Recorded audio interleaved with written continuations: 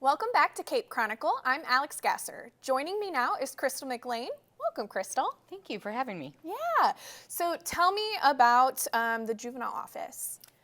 The Juvenile Office. It is a amazing job that deals with kiddos from birth through age 18. And we deal with kiddos that have done a crime, maybe some wrong choices. We deal with kiddos that get put in foster care. We deal with kiddos that don't go to school for truancy. We help kids get adopted. And we try and provide services to help kids be better people when they grow up. Gotcha. And so you guys are with Cape Girardeau County, or how does that work, essentially? We are now officially through the state of Missouri. We have been since 1999. But we're an interesting hybrid of county-owned buildings, some county employees through a grant, and then other state-employed juvenile officers. And what is your kind of region? Because you guys are... We are a circuit, Okay. so we're the 32nd Judicial Circuit. We cover Cape, Perry, and Bollinger counties. Gotcha. And how many juvenile officers do you guys have? My staff, including secretarial, is like 20 that we have, and then we have a couple of people that do night watch for us, and then transporters. So we're probably 25-ish people total. Gotcha. That's a big territory for... It is. It is. And in Bollinger and Perry County, they have just one officer taking care of all of their counties. And then I have the rest of my officers are here. We have one attorney on staff, and then I have 2 chief deputies, and then I have others that are officers taking care of things in Cape County. Gotcha.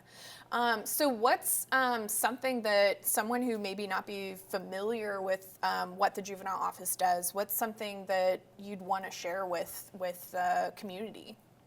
A lot of people in the community remember when we had a detention center in Cape, and unfortunately the budget took that away from us in 2012. So since then we've had to become resourceful in how we handle situations, but also we work with other areas that have detention centers and to be able to house our kids when we have to do that. But the other part of that is thinking outside the box and what is best for the kid and the community and the victims when we have that, and to try and balance that out. So as a result, we have a lot more people on a detention watch. So we have people, instead of going to detention, we can put them on an electronic monitor, or we can have somebody come by their house and check on them at school. So we have alternatives to detention, and we use those quite a bit. I think that's kind of the theme, right? Limited resources, how do we kind of help everyone that's involved in the situation? Absolutely. I'm sure partnerships are a big thing too. I know that SEMO NASV works with you all. Absolutely. And so can you talk a little bit more about some of those partnerships? Sure.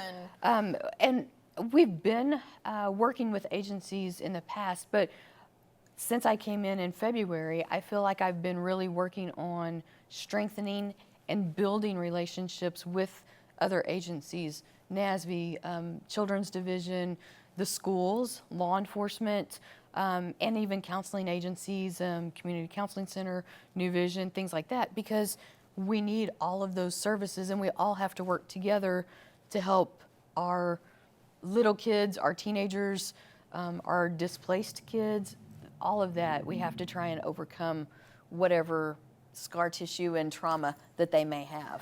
Yeah. So, like, how does it actually work? Like, if a kid gets involved in an altercation, what is that process essentially? So we either get a referral from the school or law enforcement, and they send it over to us, and we rate their incident that they did or alleged to have done. We rate that based on how the law enforcement may send it over. So if it gets sent over as a e-felony, then we have a scoring chart, and we go down through there and we score that, and we look at how many other referrals they maybe had, how many resources we've already put in place. We look at if there's harm to a victim versus property damage, that kind of thing. So we look at that, and then we score it. And it's we use a scoring matrix that is actually federally approved. Oh, okay. Because they found out that a lot of these kids were getting traumas from being in detentions when maybe they could have a different placement. So we use that, it's called a JDTA, but it's a scoring mechanism that we use to determine. And so that would determine if they have to go to detention or if they can remain in their home or a grandmother's home or something like that if they need to. And then we look at what we need to do. Do we need to run it through court and take it in front of the judge and put them on formal probation? Or do we need to handle it informally and be able to say, hey, you did this, let's make it right, let's have you do some community service, let's have you do some programs to learn how to do better, let's get you some counseling, let's have you write an apology letter, and let's see how we can help you going forward. Because the juvenile system is a rehabilitative system, not a punishment system, that is very hard for some people to understand. So is that like the one thing you want to get across to people? That is very, very much. I mean, the community as a whole and nationwide, they think that, punishment, punishment, punishment. We aren't here to punish kids. We're here to help them make better choices going forward. Science proves a lot of teenagers and even young adults have brains for mush. So mush for brains, whatever you want to call it. So with that being said, we know that people make stupid mistakes, and we don't want to hold that against them. And even the juvenile system's designed, that once they turn 18, that record does not follow them into adulthood. So we try and give a little grace as well. Awesome. So if someone, what kind of resources do you guys need to kind of support what you're doing? Because I know those partnerships are great, and I'm sure there's resources that you guys could use to help these kids, to help you all. There are detention beds at this point, and I know I've spoken about alternatives to it, but right now we've had a lot of serious crimes be committed against people. Finding detention beds is hard, and that's a budget thing, so that may never get better.